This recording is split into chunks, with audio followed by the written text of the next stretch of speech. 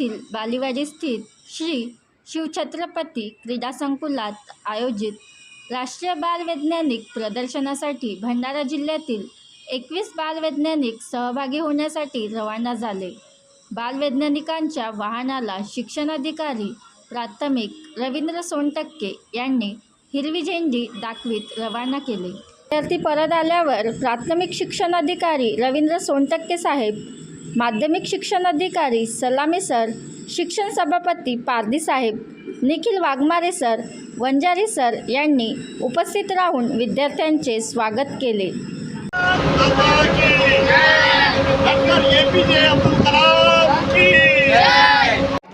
ये रामदल लोधा है, ये तो राष्ट्रीय प्रदर्शनी है। ये प्रदर्शनी में घूमते घूमते मैं यहाँ तक आया। यहाँ आने के बाद मैं प्रभावित इसीलिए हुआ, ये भारत ये किसानों का देश है। ये अस्त्र शस्त्र अण्वस्त्र ब्रह्मास्त्र क्षेपणास्त्र उनकी हमें वो जरूरत नहीं है।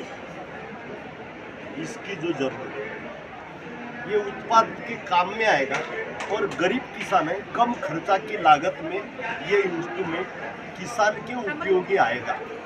मैं तो एपीजे अब्दुल कलाम जी को प्रणाम और सलाम करता हूँ, लेकिन यही बेटी को आशीष देते हुए इसी को भी सैल्यूट करता हूँ, इसलिए जो किया। बेटे, इसका कितना रुपए में खेत में काम के योग्य कितने रुपए के लागत में ये आएगा? सर, हमने इसको कबाड़ की वस्तु, साइकिल के फ्रेम, पाइप से इसको बनाया, इसलिए हम इसको कॉस्ट जो है इसकी कम करने की कोशिश की ताकि इंडिया के हर एक किसान को पहुंचा सके। इसलिए हमने इसको 15 से 20 हज़ार रुपये में बना के तैयार किया है। और अगर हम इसकी कॉस्ट कम करना चाहें तो इसके सोलर पैनल को हम रिमूव करके सीधा इसके चार्जर की मशीन को चार्ज करके भी वर्क करवा सकते हैं।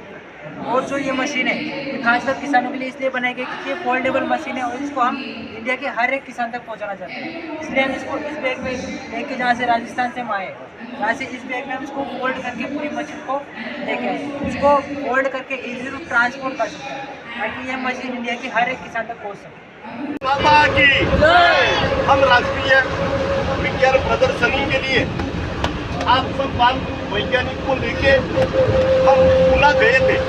जब भंडारा से हम निकले, पुणे तक गए और अभी भंडारा पहुंच रहे, ये सफर कैसा रहा, क्या अनुभव आया, इसके बारे में हमारी बाल वैज्ञानिक ये बात रखती है।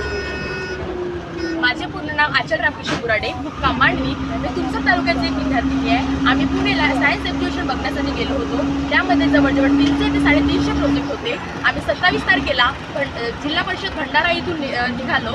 जवळजवळ 9 वाजेला आम्ही तिथून निघालो। सकाळपासून आम्ही आलो होतो, जेवण वगैरे काही झालं नव्हतं, म्हणून आमचे जे आयोजक आहेत कहालकर सर यांच्या वतीने आम्ही एका ढाब्यामध्ये दुपारच्याला जेवण केलो। नंतर आम्ही आमची जर्नी पुन्हा स्टार्ट केली। त्यानंतर रात्रीला जास्त जेवण करायचं नसतं कारण प्रवासामध्ये काही तकलीफ येत असतात, त्यामुळे आम्ही रात्रीला चाय नाश्ता वगैरे केला आणि आम्ही आपला प्रवास पुन्हा स्टार्ट केला। नंतर आम्ही रेग्युलरली सकाळच्याला 4 ते 5 वाजेपर्यंत 4:30ला आम्ही पुण्याला पोहोचलो। 4:30ला आम्ही पुण्याला पोहोचलो आणि तिथे सुद्धा आयोजकांनी आमची खूप चांगली व्यवस्था केली होती। एपीजे अब्दुल कलाम की हम सब लोग पुणे गए थे राष्ट्रीय विज्ञान प्रदर्शनी देखने।